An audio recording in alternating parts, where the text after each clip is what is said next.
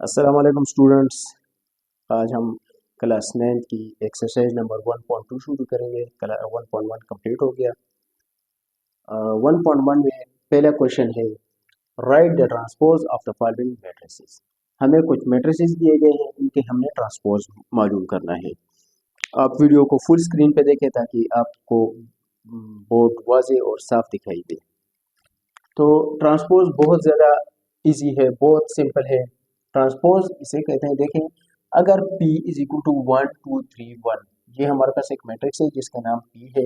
इसका हमने transpose for example मालूम करना हो तो P ऊपर छोटा सा t लिखे, इसका मतलब होगा P transpose is equal to, अब करना कुछ भी नहीं है, क्या करना है, सिर्फ देखें 1 2 यहाँ पे रो में लिखे गए हैं, इसी 1 2 को मैं कॉलम में लिखूंगा। 3 1 को रो में लिखा गया है, इसी 3 1 को मैं 3 1 कॉलम में लिखूंगा। रो को हमने कॉलम में चेंज किया, बस ये ट्रांसपोज हुआ। बहुत सादा क्वेश्चन है। अब यहाँ पे Q is equal to L M N P, तो Q के ऊपर छोटा सा t लिखे, मतलब Q transpose is equal to, क्या करना है, L M रो में लिखा गया है, L M हमने कॉलम में लिखना है, N P रो में लिखा गया है, N P हमने कॉलम में लिखा, कंप्लीट। इस तरह 3 R इज इक्वल टू 6, तो R ट्रांसपोज भी 6 ही होगा, क्योंकि इसमें अगर इसी रो को हम कॉलम में लिखे या रो में लिखे तो कोई फर्क नहीं पड़ता। इस तरह 4 number S is equal to -5 1 -2 1 4 4, तो S ट्रांसपोज क्या होगा, -5 1 को कॉलम में लिखे तो -5 और 1, अब -2 1 को कॉलम में लिखे तो -2 1, 4 4 को कॉलम में लिखे तो दिस इज द ट्रांसपोज। अच्छा, T दिया गया है, तो T ट्रांसपोज क्या होगा, T ऊपर छोटा सा t लिखे, मतलब T transpose is equal to 6 7 8, यहाँ पे रो में लिखा गया है, मैं इसे कॉलम में लिख लूँ 6 7 8 6 7 8।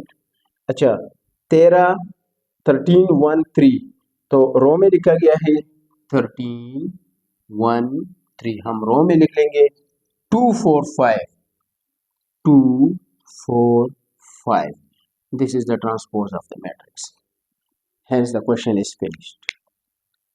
Question number 2, which of the following matrices are the transpose of each other? हमें कुछ matrices दिए गए हैं A B C और D, तो रिक्वायर्ड है हमें कि इनमें से कौन से matrices जो हैं वो एक दूसरे के ट्रांसपोज हैं, और तो हमने मालूम करना है A is equal to A1 A2 B1 B2।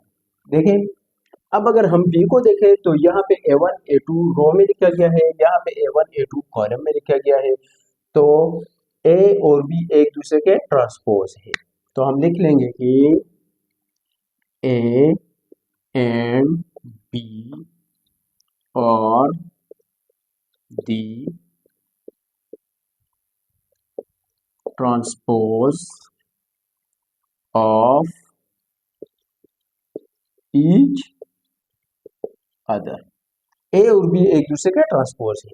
यहाँ पे C को देखें तो -3 1 -1 -3 1 देखें, इसी रो को कॉलम में लिखा गया है, 4 2 7 यहाँ पे रो में लिखा गया है, 4 2 7 यहाँ पे कॉलम में, मतलब रो को कॉलम में चेंज किया गया है, तो C और D भी एक दूसरे का ट्रांसपोज है, तो लिख लेंगे कि C and D और the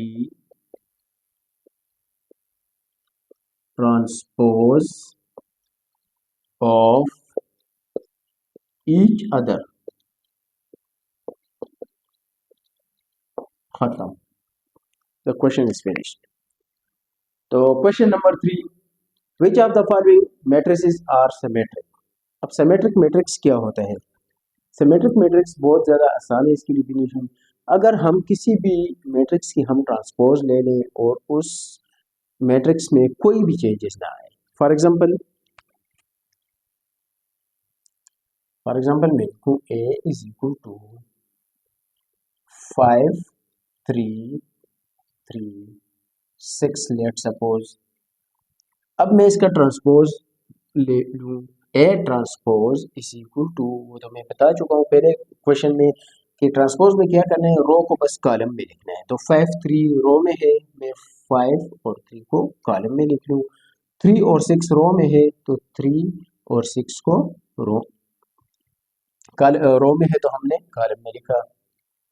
आप देखें A transpose is equal to 5 3 3 6, और यहाँ पे भी 5 3 और 3 6, मतलब ये हुआ कि मैट्रिक्स में कोई चेंजेस नहीं आया, मतलब ए ट्रांसपोज ए के बराबर है, ए ट्रांसपोज और ए बराबर है आपस में। तो ऐसे मैट्रिक्स को हम कहते हैं सिमेट्रिक मैट्रिक्स, मतलब A is a symmetric matrix. तो हम क्वेश्चंस की जानिब बढ़ते हैं। देखते हैं कि इनमें से कौन से सिमेट्रिक हैं और कौन से नहीं है। अब मैट्रिक्स ए जो दिया गया है, इसकी आप ट्रांसपोज ले लें। A transpose is equal to, row को कॉलम में चेंज करें तो 5 -7 -1 5। अब देखें क्या ये मैट्रिसेस बराबर हैं? नहीं।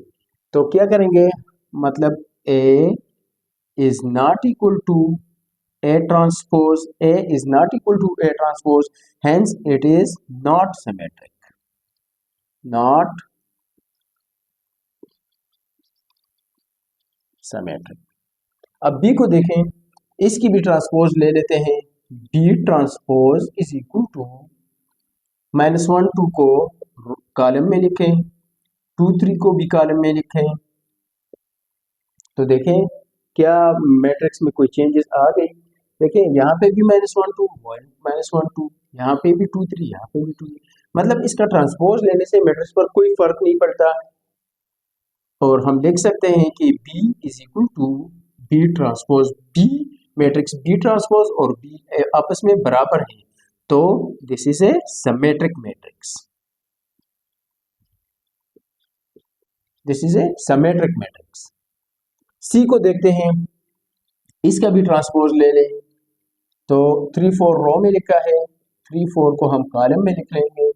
5 6 को रो में लिखा है, 5 6 को कॉलम में लिखें। अब देखें चेंजेस आ गई है, बिल्कुल बहुत ज़्यादा चेंजेस आई है। यहाँ पे 3 4 है, यहाँ पे 3 5 है, यहाँ पे 5 6 है, यहाँ पे 4 6 है, तो बहुत चेंजेस हैं। मतलब C is not equal to C transpose and hence it is not a symmetric matrix. अब D को देखते हैं, तो इसका भी ट्रांसपोज ले लें। ट्रांसपोज ले लें तो 1 2 3 रो में लिखा है, हम 1 2 3 को कॉलम में लिखेंगे।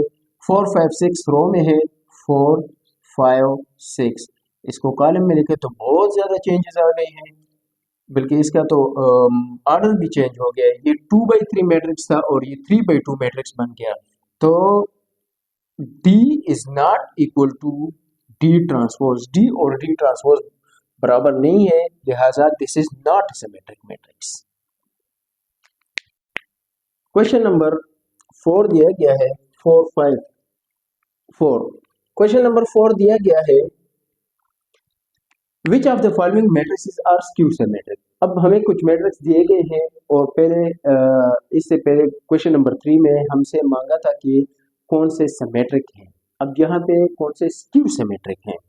तो स्क्यू सिमेट्रिक मैट्रिक्स की पहली पहचान ये होगी कि इसके जो डायगोनल एलिमेंट है वो 0 होंगे। ये देखें, इसे डायगोनल एलिमेंट्स कहते हैं। ये देखें इस तरह क्रॉस, देखें ये डायगोनल एलिमेंट्स देखें, तो ये तो इन सब के 0 0 है। अब नेक्स्ट इसकी एक और प्रॉपर्टी है कि इसमें हमारे पास अगर मैट्रिक्स ए, देखें इसको सॉल्व करते हैं तो इसका ट्रांसपोज ले लें। A transpose is equal to, देखें 0 4 रो में है, 0 4 में कॉलम में लिख लेता हूँ, -4 0 तो -4 0। इसकी प्रॉपर्टी ये है कि अगर ये ए मैट्रिक्स है तो ए ट्रांसपोज -a के बराबर आएगा। किस तरह आपको पता चलेगा, देखें अब यहाँ पे जो भी एलिमेंट्स होंगे वो उस ए के बराबर होंगे, लेकिन साइन चेंज होगा। देखिए यहाँ पे 4 प्लस है, यहाँ पे 4 माइनस है, साइन चेंज होगा। यहाँ पे 4 माइनस है, यहाँ पे 4 प्लस है, मतलब ये सेम एलिमेंट है लेकिन साइन सिर्फ चेंज है। तो अगर मैं ऐसा करूं कि ए ट्रांसपोज को अगर मैं माइनस से मल्टीप्लाई करूं तो क्या आएगा, 0 माइनस 4, 4 और 0। अब माइनस से मल्टीप्लाई करें तो ए ट्रांसपोज, सॉरी यहाँ पे भी माइनस लगाएं, इज इक्वल टू, अब माइनस से मल्टीप्लाई करें तो माइनस 0 से मल्टीप्लाई होगा तो 0, माइनस माइनस प्लस 4, मैं यहाँ पे माइनस 4 और 0। अब देखें, अब एक को देखें, 0 0 4 माइनस 4 0 0 4 माइनस 4 0, तो माइनस ए ट्रांसपोज ए के बराबर हो गया, A is equal to minus A transpose. तो hence this is the skew symmetric matrix. Skew symmetric के लिए ए माइनस ए ट्रांसपोज के बराबर होगा। अच्छा, बी की जानिब बढ़ते हैं तो बी ट्रांसपोज ले लें, रो को कॉलम में लिखें 0 माइनस 5, यहाँ पे भी रो को कॉलम में लिखें तो 5 0। ठीक, अब देखें हमने बी ट्रांसपोज यहाँ पे दोनों साइड्स को माइनस से मल्टीप्लाई करें, minus B transpose is equal to minus 0 5 minus 5 और 0, तो माइनस बी ट्रांसपोज बराबर हो जाएगा, माइनस से मल्टीप्लाई करें तो माइनस 0 से मल्टीप्लाई होगा तो 0, माइनस 5 माइनस माइनस प्लस 5 और माइनस 0 से मल्टीप्लाई होगा तो 0 ही आएगा। तो अब देखें माइनस बी ट्रांसपोज को बी से कंपेयर करें तो 0 0 minus 5 5 5 0 0, B minus B transpose के बराबर हो गया, B is equal to minus B transpose, hence it is a skew symmetric matrix. Skew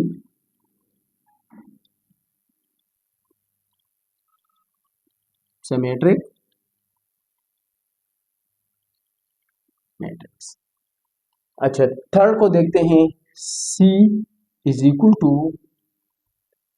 0, C transpose ले लें तो 0 7 0 7, अब 7 0 7 0।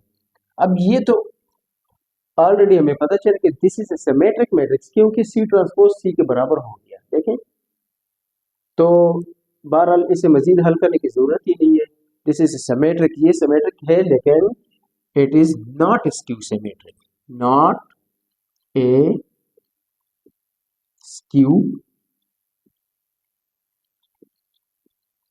Symmetric matrix.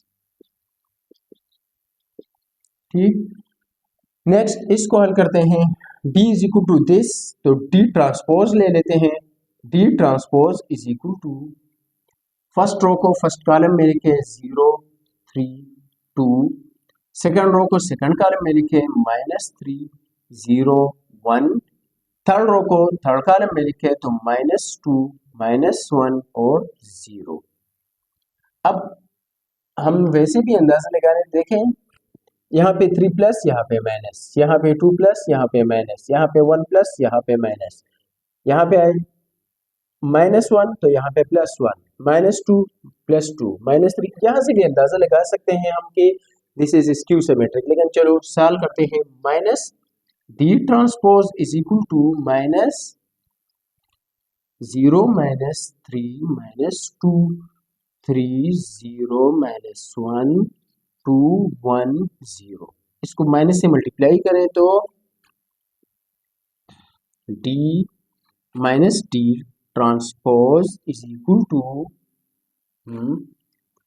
माइनस जब मल्टीप्लाई होगा तो जो भी एलिमेंट माइनस होंगे वो प्लस हो जाएंगे, जो प्लस होंगे वो माइनस हो जाएंगे, तो माइनस मल्टीप्लाई करें बारी बारी, 0 तो 0 ही रहेगा, माइनस से माइनस माइनस +3 माइनस माइनस +2, इस तरह यहाँ पे मल्टीप्लाई करें तो -3 0 तो 0 रहेगा, माइनस माइनस +1 -2 से मल्टीप्लाई करें तो -2 -1 से मल्टीप्लाई करें -1 और 0 तो 0 ही रहेगा। तो आप देखें माइनस डी ट्रांसपोज को देखें और डी को देखें तो माइनस डी ट्रांसपोज डी के बराबर हो गया, this is A skew symmetric matrix, hence the exercise is finished. और अगर वीडियो अच्छी लगी हो आपकी समझ में आ गए हो क्वेश्चंस, तो आप लाइक और सब्सक्राइब करना न भूलिएगा। अपने दोस्तों के साथ भी शेयर करें। अगर किसी चीज़ की समझ न आई हो तो आप कमेंट बॉक्स में पूछ सकते हैं।